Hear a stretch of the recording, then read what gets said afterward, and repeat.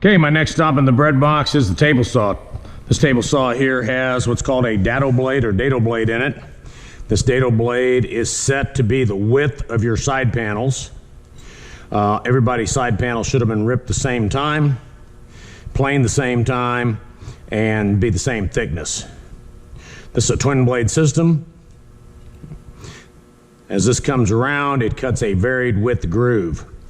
Now, common theme in all joinery is that I need to be about half the depth, and I'm hoping you can see with the camera I'm about half depth.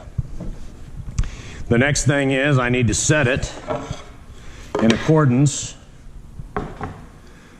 with the width of the side for the side dado, and what I want to do is I want to have about an inch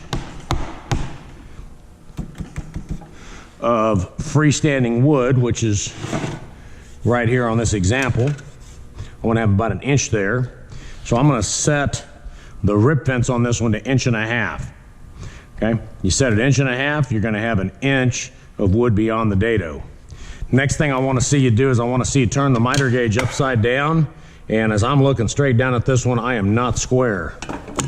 And if you start off not square, all this is over with. So I loosen that up, I tighten that down, now I'm square.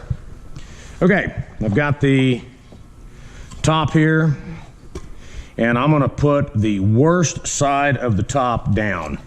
The worst side of the top down, and I'm gonna come in here and I'm gonna cut a dado there and there. So the worst side of the top will face down, and then I look at the bottom, and this bottom's got some issues there, not so much there. I'm gonna make this here where I'm gonna put the dado. So I like to know that I've got the best side of the bottom with dados and the worst side of the top. All right, very simple process. This is all set up for you. I've got the rip fence set at 1.5 inches. I've got the miter gauge square. I'm gonna cut nice and slow.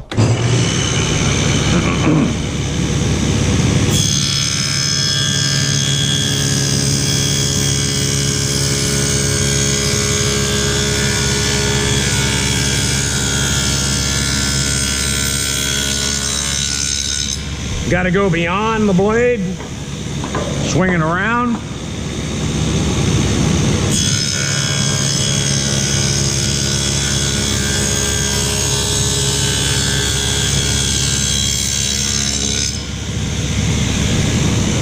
And what I have is a groove that will accept my sides. Here's the bottom side of my top.